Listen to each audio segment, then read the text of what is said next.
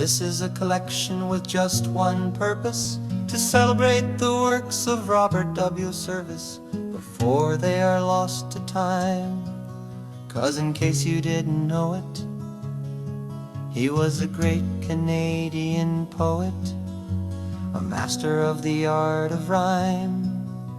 He wrote about the Yukon and about days long gone, about men against nature, the original verses.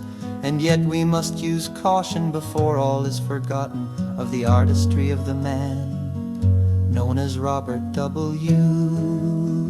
Service.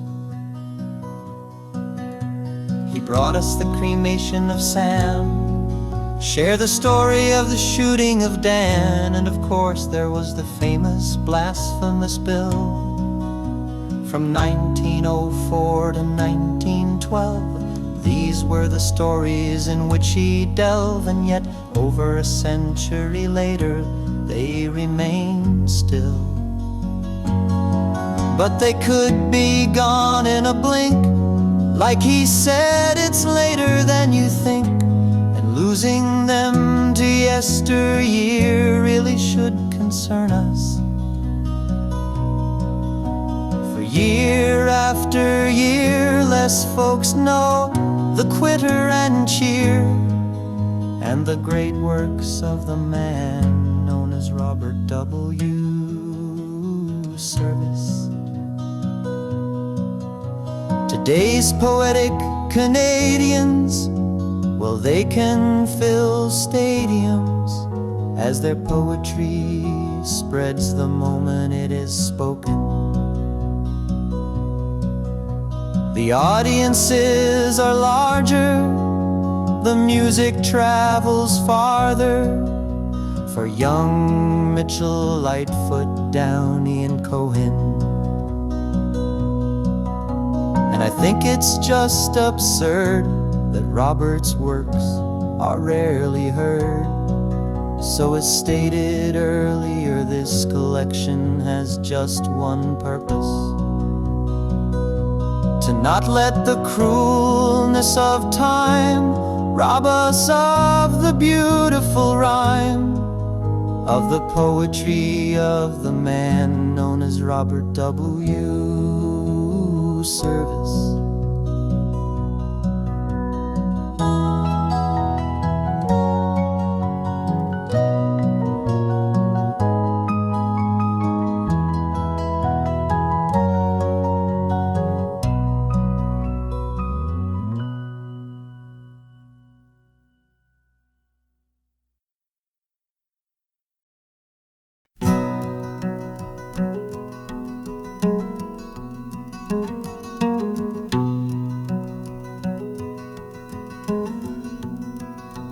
When you're lost in the wild and you're scared as a child, death looks you bang in the eye,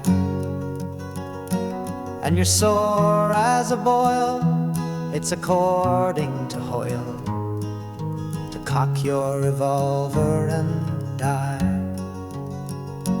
But the code of a man says fight all you can, and self-dissolution is barred. In hunger and woe, oh, it's easy to blow. It's the hell served for breakfast that's hard.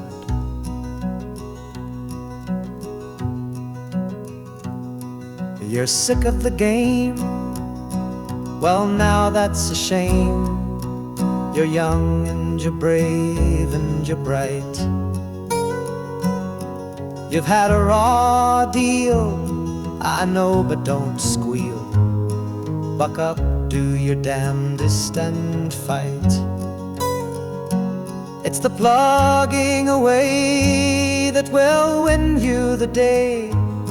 So don't be a piker, old pard. Just draw on your grit, it's so easy to quit. It's the keeping your chin up that's hard.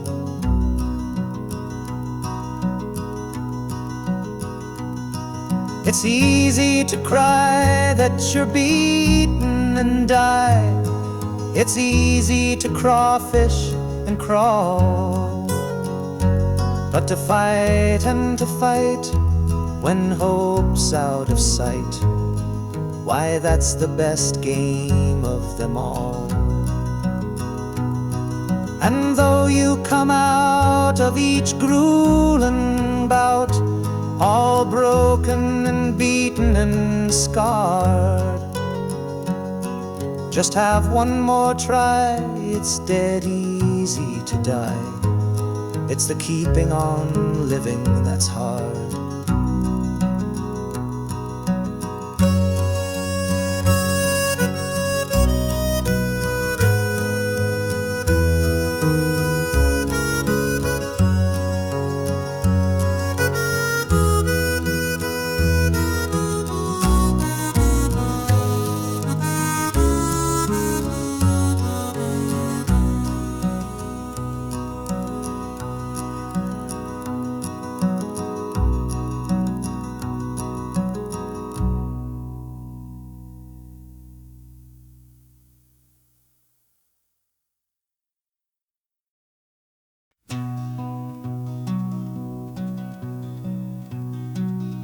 It's a mighty good world, so it is, dear lass, when even the worst is said. There's a smile and a tear, a sigh and a cheer, but better be living than dead. A joy and a pain, a loss and a gain, there's honey and maybe some gall. Yet still I declare, foul weather or fair, it's a mighty good world after all. For look, lass, at night when I break from the fight, my kingdom's awaiting for me.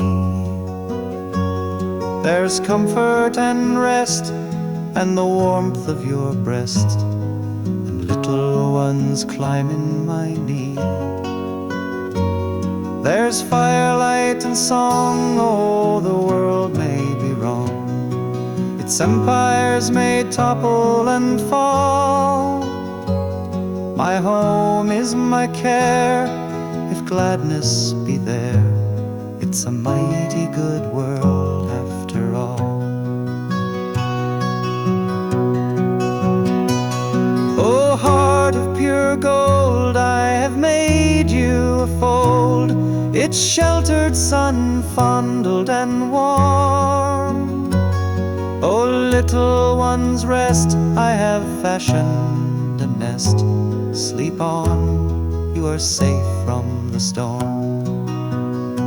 For there's no foe like fear, and there's no friend like cheer, and sunshine will flash at our call. So crown love as king, and let us all sing, it's a mighty good world after all.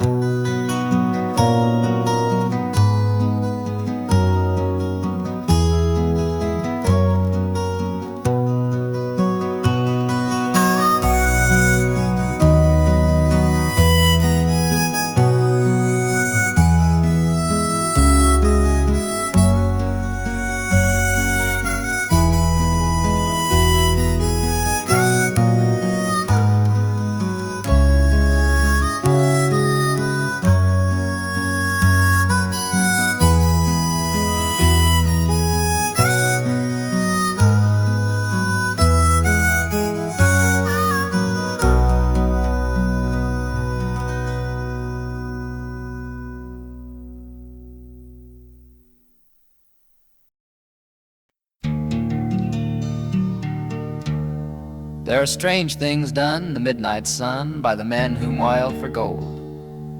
The Arctic trails have their secret tales that would make your blood run cold. The northern lights have seen queer sights, but the queerest they ever did see was that night on the marge of Lake LaBarge I cremated Sam McGee. Now Sam McGee was from Tennessee, where the cotton blooms and blows. Why he left his home in the south to roam around the pole, God only knows. He was always cold, but the land of gold seemed to hold him like a spell, though he'd often say in his homely way that he'd sooner live in hell. On a Christmas day we were mushing our way over the Dawson Trail. Talk of your cold through the parka's fold, it stabbed like a driven nail. If our eyes we'd close and the lashes froze till sometimes we couldn't see. It wasn't much fun, but the only one to whimper was Sam McGee. That very night as we lay packed tight in our robes beneath the snow, and the dogs were fed and the stars o'erhead were dancing heel and toe, he turned to me and, "Cap," says he, "I'll cash in this trip, I guess. And if I do, I'm asking that you won't refuse my last request." Well, he seemed so low that I couldn't say no. Then he says with a sort of moan, "It's a curse to cold, and it's got right hold till I'm chilled clean through to the bone. Yet 'tain't being dead, it's my awful dread of the icy grave that pain. So I want you to swear that foul or fair you'll cremate my last remains." A pal's last need is a thing to heed, so I swore I would not fail. And we started on at the streak of dawn, but God, he looked ghastly pale. He crouched on the sleigh and he raved all day of his home in Tennessee.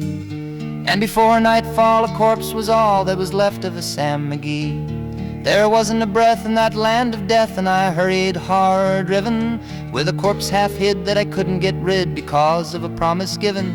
It was lashed to the sleigh and it seemed to say, "You may tax your brawn and brains, but you promised true, and it's up to you to cremate those last remains." Now a promise made is a debt unpaid, and the trail has its own stern code. In the days to come, though my lips were dumb, in my heart how I cursed that load. In the long, long night by the lone firelight, while the huskies round in a ring howled out their woes to the homeless snows, oh God, how I loathe the thing. And every day that quiet clay seemed to heavy and heavier grow, and on I went though the dogs was spent and the grub was getting low. And the trail was bad and I felt half mad, but I swore I would not give in. And I'd often sing to the hateful thing, and it hearkened with a grin, till I came to the marge of Lake LaBarge, and a derelict there lay. It was jammed in the ice, but I saw in trice it was called the Alice May. And I looked at it and I thought a bit, and I looked at my frozen chum. "Then here," said I with a sudden cry, "is my crematorium." Some planks I tore from the cabin floor, and I lit the boiler fire. Some coal I found that was lying around, and I heaped the fuel higher. The flames just soared and the furnace roared, such a blaze you seldom see. And I burrowed a hole in the glowing coal, and I stuffed in Sam McGee. Then I made a hike, for I didn't like to hear him sizzle so. And the heavens scowled and the huskies howled and the wind began to blow. It was icy cold, but the hot sweat rolled down my cheeks, and I don't know why. And the greasy smoke in an inky cloak went streaking down the sky. I do not know how long in the snow I wrestled with grisly fear, but the stars came out and they danced about ere again I ventured near.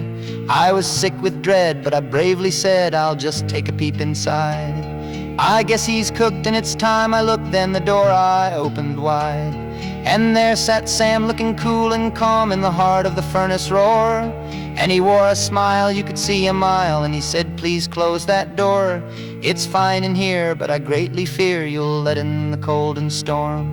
Since I left Plum Tree down in Tennessee, it's the first time I've been warm."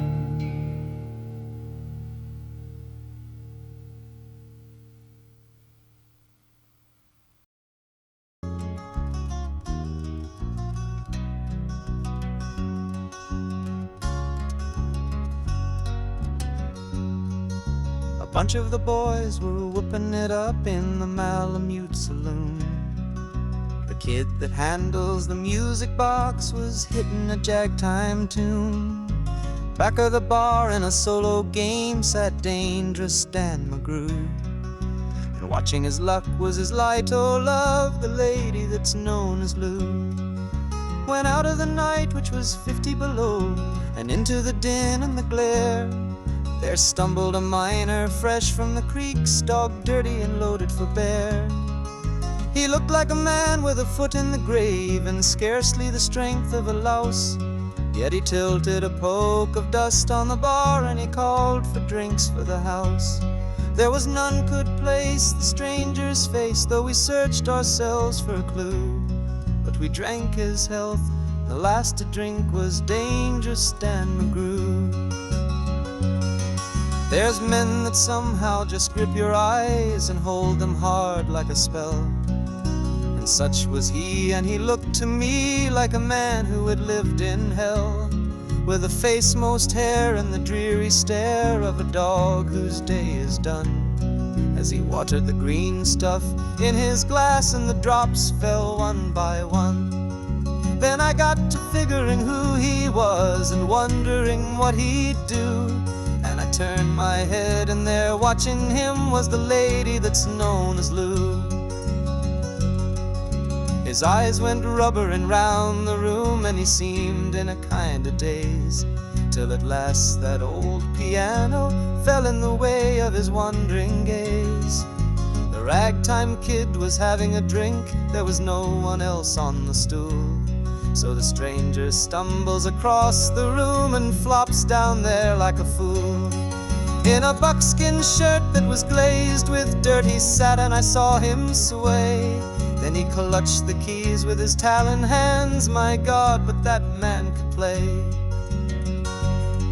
Were you ever out in the great alone when the moon was awful clear, and the icy mountains hemmed you in with a silence you most could hear, with only the howl of a timber wolf, and you camped there in the cold, a half-dead thing in a stark dead world, clean mad for the muck called gold.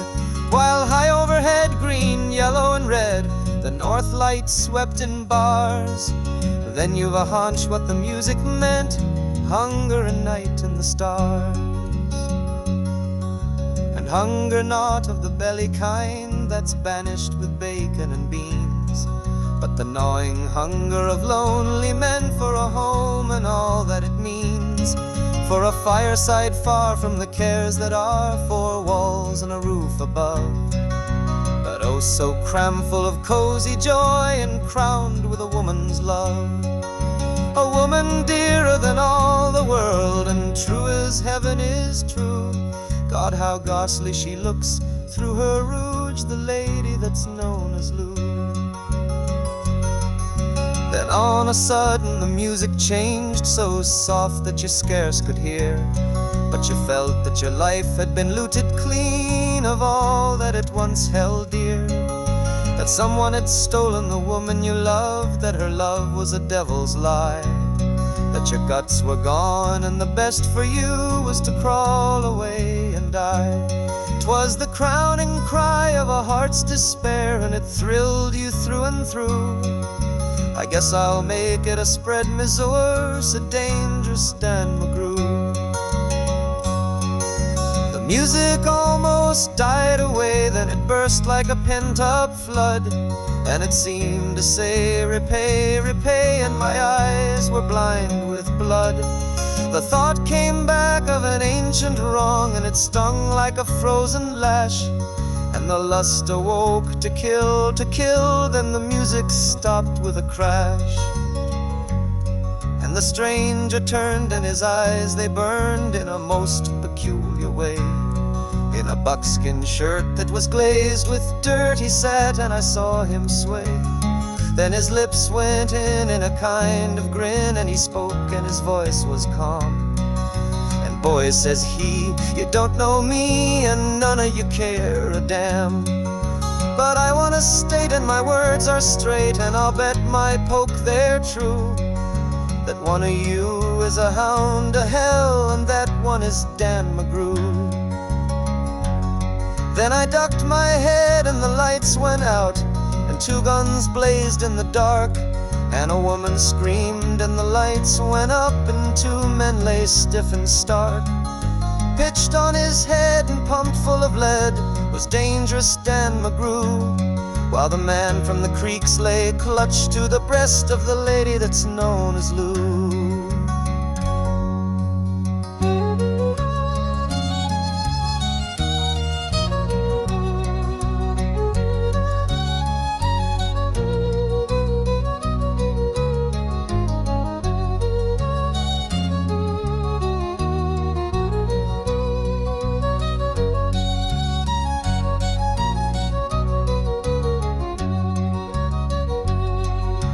These are the simple facts of the case, and I guess I ought to know.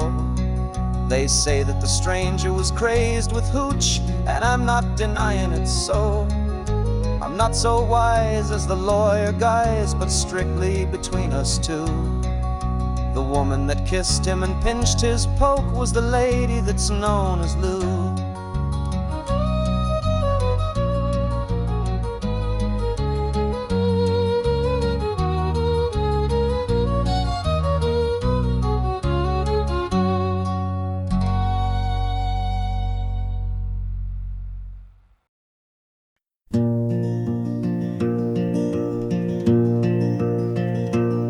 I took a contract to bury the body of Blasphemous Bill McGee. Whenever, wherever, or whatsoever the manner of death he died, whether he die in the light of day or under the peak-faced moon, in cabin or dance hall, camp or dive, mucklucks or patent shoon, on velvet tundra or virgin peak, by glacier drift or draw, in muskeg hollow or canyon gloom, by avalanche, fang or claw, by battle, murder, or sudden wealth, by pestilence, hooch or lead.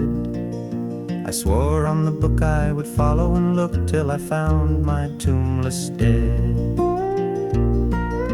For Bill was a dainty kind of cuss, and his mind was mighty sot, on a dinky patch with flowers and grass in a civilized boneyard lot. And where he died or how he died, it didn't matter a damn, so long as he had a grave with frills and a tombstone epigram. So I promised him, and he paid the price in good Chicheco coin, which the same I blowed in that very night, down in the Tenderloin.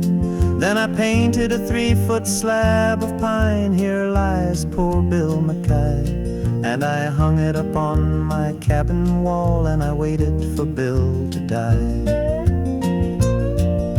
Years passed away, and at last one day came a squaw with a story strange, of a long deserted line of traps way back of the Bighorn Range, of a little hut by the Great Divide, and a white man stiff and still, lying there by his lonesome self, and I figured it must be Bill. So I thought of the contract I'd made with him, and I took down from the shelf the swell black box with the silver plate he'd picked out for himself. And I packed it full of grub and hooch, and I slung it on the sleigh. Then I harnessed up my team of dogs and was off at dawn of day. You know what it's like in the Yukon wild when it's 69 below, when the ice worms wriggle their purple heads through the crust of the pale blue snow, when the pine trees crack like little guns in the silence of the wood, and the icicles hang down like tusks under the parka hood, when the stovepipe smoke breaks sudden off and the sky is weirdly lit, and the careless feel of a bit of steel burns like a red-hot spit, when the mercury is a frozen ball and the frost fiend stalks to kill. Well, it was just like that day when I set out to look for Bill. Oh, the awful hush that seemed to crush me down on every hand, as I blundered blind with a trail to find through that blank and bitter land. Half dazed, half crazed in the winter wild, with its grim heart-breaking woes, and the ruthless strife for a grip on life that only the sourdough knows. North by the compass, north I pressed, river and peak and plain, past like a dream I slept to lose, and I wake to dream again. River and plain and mighty peak, and who could stand unawed as their summits blazed? He could stand undazed at the foot of the throne of God. North I north through a land accursed, shunned by the scouring brutes, and all I heard was my own harsh word and the whine of the malamutes. Till at last I came to a cabin squat, built in the side of a hill, and I burst in the door, and there on the floor, frozen to death lay Bill. Ice white ice like a winding sheet, sheathing each smoke-grimed wall. Ice on the stovepipe, ice on the bed, ice gleaming over all. Sparkling ice on the dead man's chest, glittering ice in his hair. Ice on his fingers, ice in his heart, ice in his glassy stare. Hard as a log and trussed like a frog, with his arms and legs outspread, I gazed at the coffin I had brought for him, and I gazed at the Grooster theme. And at last I spoke. Bill liked his joke, but still gold-earn his eyes. A man had ought to consider his mates in the way he goes and dies. Have you ever stood in an Arctic hut in the shadow of the pole, with a little coffin 6x3 and a grief you can't control? Have you ever sat by a frozen corpse that looks at you with a grin, and that seems to say, you may try all day, but you'll never jam me in? I'm not a man of the quitting kind, but I never felt so blue as I sat there gazing at that stiffened, studying what I'd do. Then I rose and I kicked off the husky dogs that were nosing round about, and I lit a roaring fire in the stove, and I started to thaw Bill out. Well, I thought and thought for 13 days, but it didn't seem no good. His arms and legs stuck out like pegs, as if they was made of wood. Till at last I said, it ain't no use, he's froze too hard to thaw. He's obstinate and he won't lie straight, so I guess I got to saw. So I sawed off poor Bill's arms and legs, and I laid him snug and straight in the little coffin he picked itself with the dinky silver plate. And I came nigh near to shedding a tear as I nailed him safely down. Then I stowed him away in my Yukon sleigh, and I started back to town. So I buried him as the contract was, in a narrow grave and deep, and there he's waiting the great clean-up when the judgment sluice heads sweep. And I smoke my pipe and I meditate in the light of the midnight sun, and sometimes I wonder if they was the awful things I done.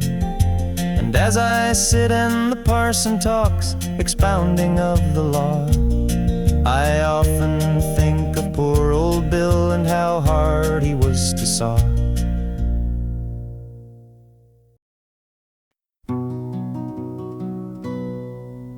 Lone amid the cafe's cheer, sad of heart am I tonight. Dolefully I drink my beer, but no single line I write. There's the wretched rent to pay, yet I glower at pen and ink. Oh, inspire me, muse, I pray. It is later than you think. Hello, there's a pregnant phrase. Bravo, let me write it down. Hold it with a hopeful gaze, gauge it with a fretful frown. Tune it to my lyric lyre. Ah, upon starvation's brink, how the words are dark and dire. It is later than you think. Weigh them well. Behold yon band, students drinking by the door. Madly merry Bach in hand, saucers stack to mark their score. Get you gone, you jolly scamps, let your parting glasses clink. Seek your long neglected lamps. it is later than you think.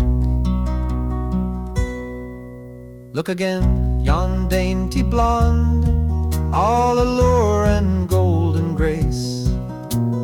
Oh, so willing to respond, should you turn a smiling face. Play your part, poor pretty doll, feast and frolic, pose and prink. There's the morgue to end it all, and it's later than you think. Yon's a playwright, mark his face puffed and purple, tense and tired. Pasha like he holds his place, hated, envied and admired. How you gobble life, my friend, wine and woman soft and pink. Well, each tether has its end, sir, it's later than you think. See yon living scarecrow past with a wild and wolfish stare at each empty absinthe glass, as if he saw heaven there. Poor damn wretch, to end your pain, there is still the greater drink. Yonder waits the sanguine sane, it is later than you think. Lastly, you who read, you who this very line may scan, think of all you plan to do.